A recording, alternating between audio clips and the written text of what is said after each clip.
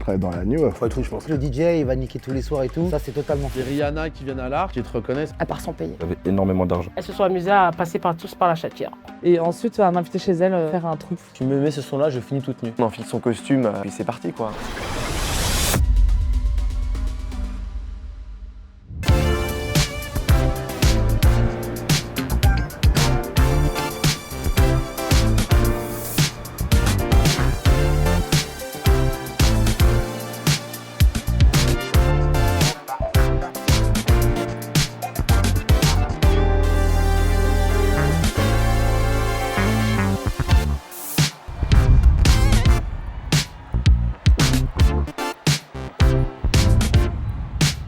Cédric Ross, Noctambule. Les anecdotes qui mettraient tout le monde d'accord, c'est quoi? Des Rihanna qui viennent à qui te reconnaissent. Ah, hey Ross, ça va, tu vois, c'est cool. Elle est venue une fois, deux fois, trois fois, chaque Fashion Week, elle est là, tu l'accueilles, elle est cool, elle est chill. Alors, je m'appelle Laetitia Makubik. On a des chatières dans les toilettes des filles. Si en fait on a des toilettes handicapées, j'étais partie chercher du papier toilette. J'entendais des filles qui parlaient et en fait, elles se sont amusées à passer tous par la chatière. Je ne sais pas si c'est vrai, il y avait un chat dans le restaurant qui se promenait un peu partout et du coup, c'est pour ça qu'il y a les chatières. Mourad Moux, producteur, DJ, organisateur de soirée. Je suis en train de mixer en boîte, il y a 900 personnes qui dansent, c'est le feu. Et il y a toujours des gens derrière le DJ, tu vois. Et t'as une nana, je sais pas pourquoi, elle se met à toucher la platine, tu sais, et ça fait un bug. Elle est trop contente, tu vois. Et je lui dis, mais meuf, qu'est-ce qui se passe, tu vois? Ah non, mais je voulais juste toucher comme ça et tout.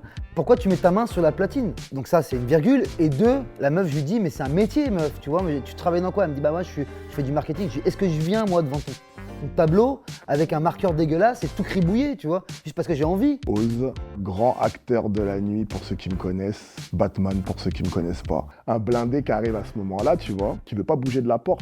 Je lui fais comprendre en gros que là, t'as vu les listes, c'est KO pour l'instant, qu'il arrive un petit peu tard. Faut qu'il fasse la queue un petit peu comme tout le monde. Mais comme tu peux savoir, la nuit, t'as vu, t'as des catégories de gens. Frérot, la queue pour eux, tu leur as manqué de respect. J'ai dit, frérot, c'est pas un choix que je te demande, tu vois, je suis pas en train de négocier avec toi. Là, faut que tu t'écartes un petit peu et on va faire au fur et à mesure.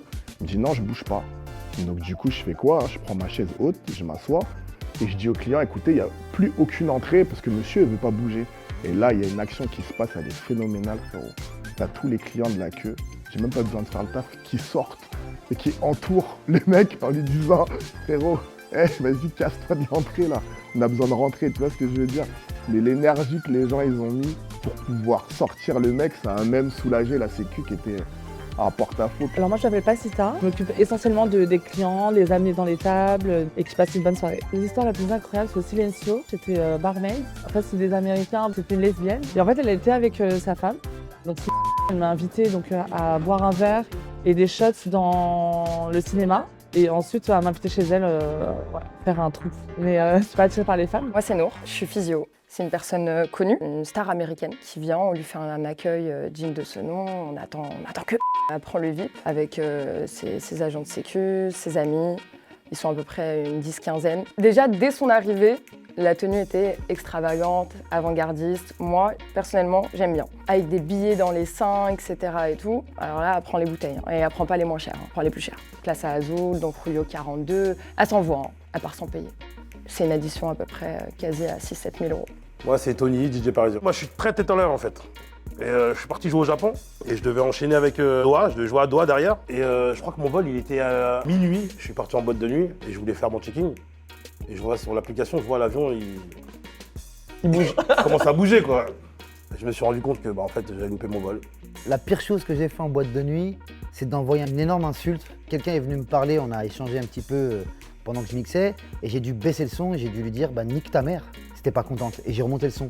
Et l'histoire c'est que la meuf elle vient me voir et elle me dit en début de soirée, je sais pas, il était peut-être 1h du mat, elle me dit, elle arrive comme ça, elle fait mais c'est de la merde ce que tu mets, tu t'en rends compte que c'est de la merde?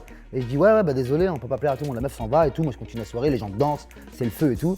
La meuf revient, elle me dit mot pour mot avec son espèce d'air nonchalant, avec en remettant ses cheveux derrière l'oreille, elle me dit mais mec, t'es au courant que c'est de la merde que tu fais là? T'es payé pour ça? Et donc là, je comprends l'acharnement, si tu veux, en gros. Et là, je baisse le son, je dis bah tu sais quoi? Nique ta mère! Et je remonte le son et puis elle est partie niquer sa mère dans le plus grand des calmes, tu vois. Je suis Lorient Loquois, physionomiste du Paradisio depuis 7 ans maintenant. Je me rappelle d'une soirée au Yo-Yo il y a quelques années, une très très grosse soirée avec plein de personnalités du cinéma américain, tout ça. Il y a un il veut faire rentrer ses amis. Et en fait, moi, il faut savoir que j'étais situé au niveau de la sortie. Au niveau de l'entrée, il y avait une foule incroyable. Et en fait, il y a des gens qui essaient de passer par la sortie. Et le mec, il vient me voir une fois, deux fois, trois fois, je refuse. À un moment donné, je sais pas, il se concerte avec ses amis, donc je sais pas ce qui se passe. Ils vont rassembler une certaine somme d'argent et le mec vient avec une enveloppe. Honnêtement, je ne saurais pas te dire le montant qu'il y avait à l'intérieur, mais je pense qu'il y avait énormément d'argent pour que je puisse faire rentrer ses amis par la sortie.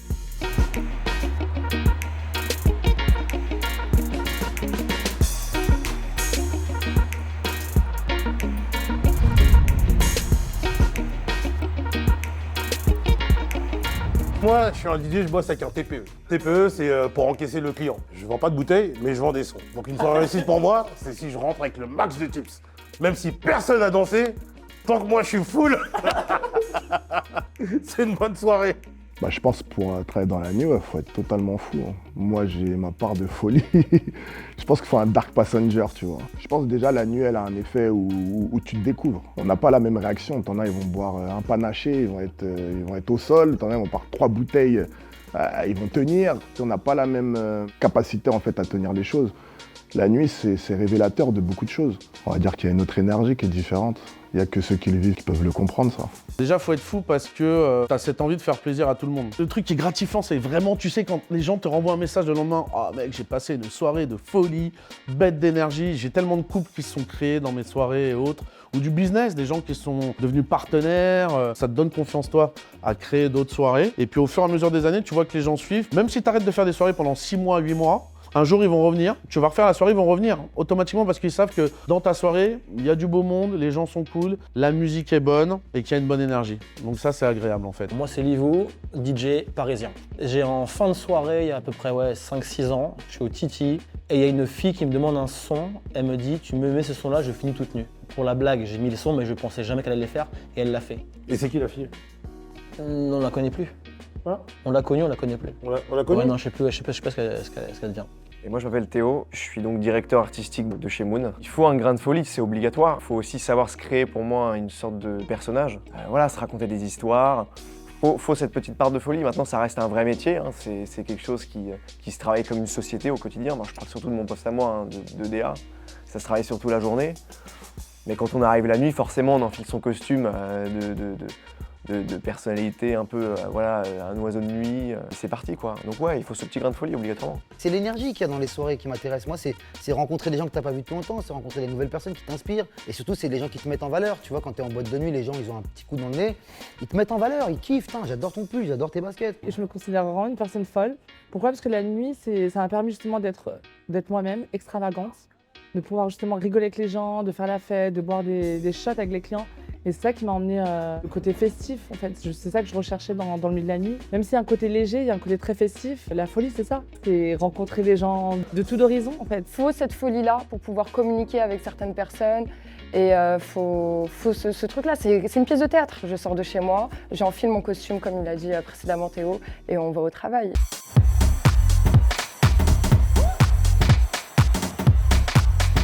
Oups.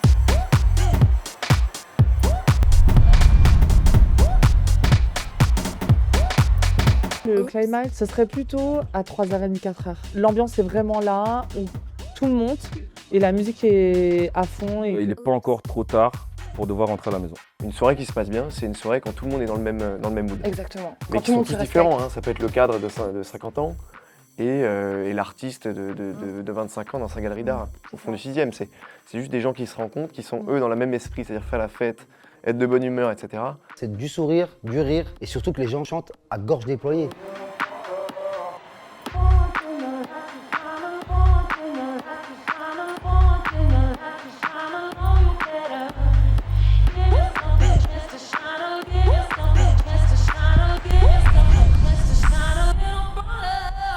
Plus je vieillis, plus je me pose la question, parce que je bois moins, du coup. Il y a plusieurs quand même pièces dans ce cocktail. C'est qu'il faut que l'endroit soit beau. Si t'es hétéro et qu'il y a des belles filles autour de toi, bah t'es content. Si le DJ, il capte l'énergie et qu'il va taper dans tes playlists au plus profond de ta mémoire, bah là, tu commences à être content. Et là, t'as envie de consommer, en fait. T'as envie d'être bien, d'être désinhibé avec l'alcool. Est-ce que j'ai passé des soirées mortelles sans alcool? Oui. Mais tu sais, des fois, il suffit qu'une fille qui te plaise, une target, elle soit là et... t'es le mec les plus heureux et t'as même pas eu le temps de boire en fait, tu vois. Moi j'avais des directeurs avec qui je parlais à l'entrée, ils me disaient mais ça Je lui dis ouais, elle est en folie elle.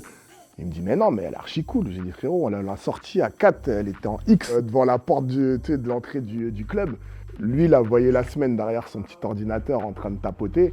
Nous, quand on l'avait le week-end, c'est une autre personne. Tu vois ce que je veux dire? Ce qui se passe dans les toilettes, moi, à partir du moment où je ne vois pas, c'est pas mon problème. Je rentrerai pas pour voir si la personne est en train de sniffer ou quoi que ce soit dans le genre. Après, j'ai eu plusieurs discussions avec certains clients que je sais qu'ils le font. J'essaye de leur dire, bon, t'as pas besoin de ça, tu peux très bien faire la fête sans. Il y a quelques soirées où j'ai fumé un peu avec l'alcool et je t'avoue qu'il faut pas trop s'enflammer. Donc d'ailleurs, je ne fume plus depuis quelques années. Ouais, l'ivresse peut te faire croire que parce que t'as bu ou que t'as fumé, t'as passé une meilleure soirée. Mais en vérité, tu bois, tu fumes, t'es à la gare du Nord, voie 31, frérot, il va rien se passer, hein. Tu bois, tu fumes pas, t'es à Ibiza, t'es dans une villa avec tes meilleurs potes et tout le monde a sa meuf et l'ambiance est bonne et il y a un mec qui s'occupe du barbecue. Bon, bah même s'il n'y a pas d'alcool, t'es bien, hein. En soirée, tu bois de l'alcool de temps en temps. Ce soir, tu bois pas. Les gens commencent à être bourrés parce que tu viens soirée, tu bois des verres, tu vois. Et il y a une petite voix dans ta tête qui te dit il faut que tu te mettes au diapason, au même niveau que les gens, tu vois. Donc tu bois un verre, 2 verres, puis tu commences à être bourré. Donc pour la conclusion du rapport à l'alcool, il est dur. C'est quelque chose de dur, il faut se limiter, il faut être très lucide. Il y a des fois, je sais qu'il y a plein de DJ qui vont se reconnaître, on rentre complètement fracassé, tu vois, mais on a passé une bonne soirée. Est-ce que pour moi, t'as besoin d'être dans cette euphorie? Je pense que pour aller dans des soirées électro, c'est impératif. Parce que c'est trop, frérot, c'est le monde de Narnia. Il y a des choses que tu vas voir que le vendredi, le samedi, et aller pour les plus téméraires le dimanche. J'enlève le lundi pour certains, on va pas les juger. Il y a des soirées où tu rentres pas bourré, tu as passé une très bonne soirée aussi, tu vois. Faut faire attention, faut se limiter, on a une santé. Moi, je suis connu pour boire beaucoup. La descente que j'ai, je te conseille même pas de la faire à pied ni à vélo. Mais faut faire attention, quoi. Moi, j'ai un mental qui me tient, donc c'est ce qui me sauve. Le lendemain, moi, je suis réveillé, je suis prêt à boxer n'importe qui. Et un conseil pour les jeunes DJ, limitez-vous. Un verre par heure, c'est suffisant. Puis à la fin, tu rentres nickel, t'es un peu gai, ça va, quoi. Je pense qu'en fait, la nuit, étant donné que les gens sont un petit peu plus alcoolisés, il y a un jeu de séduction qui est beaucoup plus propice. Après, oui, les gens me dragouillent parce que c'est un peu le jeu. Je suis là pour servir les gens, je suis là pour m'occuper des gens, pour les servir des bouteilles. Donc, il y a comme une sorte de proximité et c'est plus simple pour eux parce qu'ils sont désinhibés par rapport à l'alcool. Il y a une légende qui dit que le DJ, il va niquer tous les soirs et tout. Ça, c'est totalement faux. Je peux te montrer des photos de DJ que j'ai ici en bas, qui niqueront jamais. Enfin, non, mais c'est une blague, mais... Le rapport aux femmes, il est le même qu'avec les hommes en soirée. T'es là pour les faire kiffer, tu vois. Alors c'est toujours agréable quand tu vois une jolie nana qui danse avec des belles courbes, une belle shape et tout. Moi, je suis en couple, donc tu m'auras pas sur ce terrain-là. Mais le rapport aux femmes, si tu veux, il est pareil qu'avec l'alcool. Il faut se limiter. Il y a des DJ qui vont niquer des meufs tous les soirs, ou entre parenthèses, qui vont rentrer avec des meufs tous les soirs. T'as des DJ qui sont en couple et qui font rien du tout, comme certains que je connais. Et du coup, ouais, le rapport aux femmes et à l'alcool, il se ressemble. Faut se limiter. En tout cas, il faut trouver le bon équilibre, la bonne jauge, quoi, tu vois.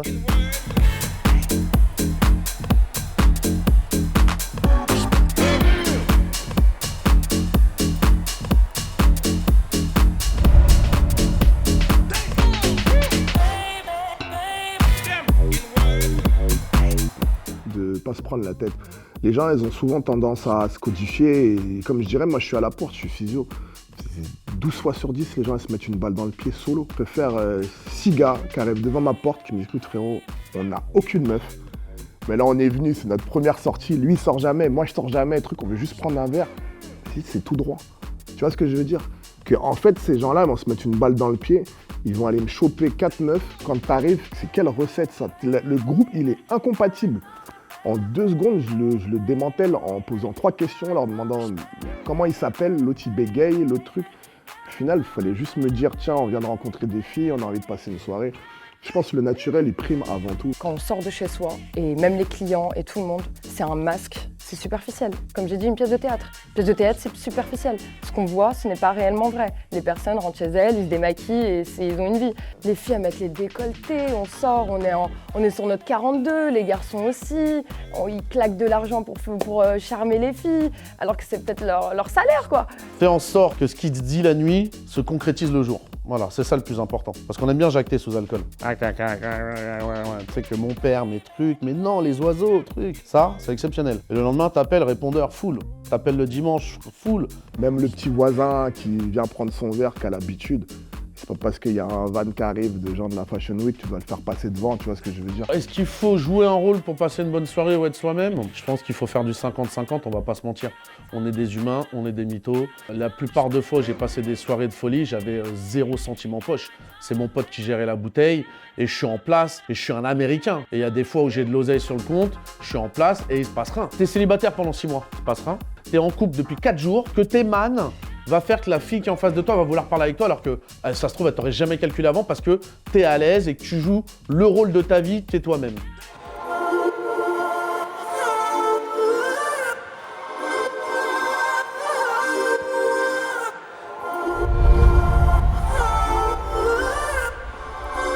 Les fois où je me suis dit c'est trop dans le monde de la nuit, c'est quand j'ai vu des gens sans filtre. J'ai déjà vu des gens de la mode venir me demander, me siffler dans les oreilles, me sortir des No More Niggas, tu vois ce que je veux dire? J'ai dit mais il parle à qui frérot? En me disant genre en gros, dose, là il y a trop de Renoir. Ouah, c'est une dinguerie. Les dépenses, on va dire, excessives et nauséabondes de l'argent, des envois de bouteilles. J'ai vu quoi la semaine dernière dans un club, ils font encore ça. C'est mi-ringard, mi-gênant et mi-triste. Les mecs sortent leur montre et versent du champagne dessus pour prouver que c'est une vraie. Ça pour moi c'est un truc ridicule. Mais si je prends un billet, franchement... franchement, en vrai, il fait ce qu'il veut avec son argent. Moi, je faisais un karaoké à l'Arc à l'époque. Et on voit un mec arriver, je m'en rappellerai toute ma vie. Chemise Célio, manche courte, pantalon jean coule droite, chaussures américaines, boucle carrée. Et le mec, il est tout seul et c'est un Américain, un Texan. Et il dit ouais, mettez-moi des danseuses à côté de moi, non. Le premier soir, le mec, il fait 84 000 € tout seul, en bouteille. On comprend pas. Le lendemain, on revient parce qu'on a un anniversaire. Cette fois-ci, il est avec un autre pote à lui, même délire. Hein. Chemise Célio, manche courte, à la Texan, le chapeau, il envoie 130 et quelques. Ça, c'est des trucs que je comprends pas. Parce qu'à 6h du mat, le deuxième soir, il est sur le banc dehors, sur le parking, en train d'essayer de gratter des numéros de meufs. T'envoies un appartement en 48 heures et au final, t'es en train de galérer à récupérer des numéros de petites meufs de 25 piges qui te calculent même pas. Tu vois un peu la folie de l'être humain. No drugs. Les requests. Ah, les requests, ouais, no Il n'y a requests. pas de request comme ça. Les gars, arrêtez de penser que c'est la boîte de nuit à votre mère, arrêtez de demander des requests. Tu sors en boîte, mec, viens te défouler, viens pas essayer de contrôler ta life.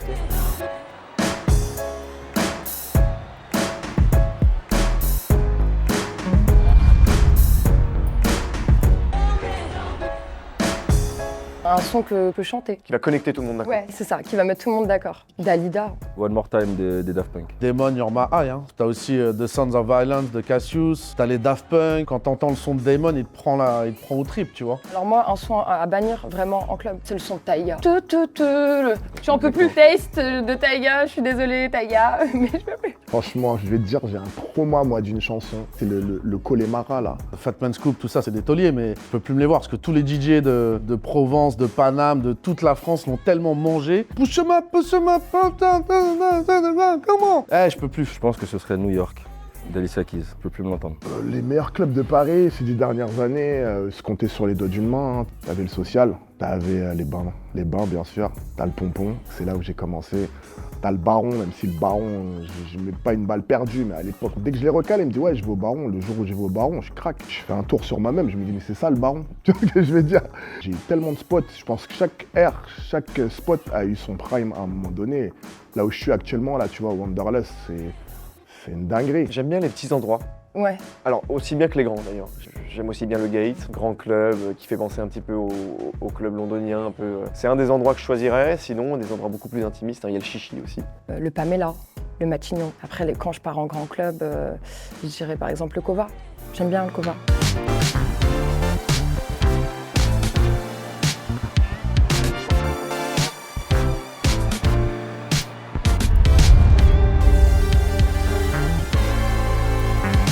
Alors, un mot qui décrit la nuit pour moi, ce serait découverte. Chaque jour, tu peux rencontrer des gens différents. Moi, je pense que quand tu sors, faut venir détendu. Honnêtement, moi, je pense pas que sortir en boîte de nuit, essayer de fuir les problèmes, soit la bonne chose. Je te dirais l'amour. Parce qu'en vérité, tu vas en club, c'est pour rencontrer des gens et chercher à trouver l'amour et l'amour de ton prochain et partager. Moi, mes parents ils m'ont toujours dit qu'il faut que je partage l'amour avec mon prochain. Et en fait, quand tu fais une soirée, c'est que tu veux partager l'amour avec les gens qui y a autour de toi et que tu cherches à rencontrer l'amour aussi. Donc, l'amour. Ça reste comme la teuf quand même. Ouais, la fête, c'est mettre des gens au même endroit et essayer de créer une espèce de canal où tout le monde va s'amuser en même temps, quoi. Et communier. C'est un peu religieux ce que je dis, mais ouais. Un peu une communion de... C'est beau ce que j'ai dit en fait. Tu parles bien. Ouais. Oh, c'est beau. Ah, je t'aime. Ouais, je t'aime bébé. Et ouais, une communion de gens qui veulent s'amuser. Pour moi, c'est la déconnexion totale. tu rentres, tu sais qu'en fait, l'objectif en tant que client, c'est vraiment de se déconnecter du monde. Un baril de poudre, c'est qu'à tout moment peut se passer quelque chose. Tu vois ce que je veux dire? Tu vois une allumette posée sur un baril de poudre, ça peut très bien se passer, comme en un instant, peut y avoir un truc où tu te dis « Waouh, cette soirée, c'était une dinguerie ». C'était Livou. Et Tony. C'était pas ça. C'est Théo et Nour de chez Moon. Cédric Ross, voilà, plein d'amour. C'était Lorient. C'était Laetitia. Merci à tous.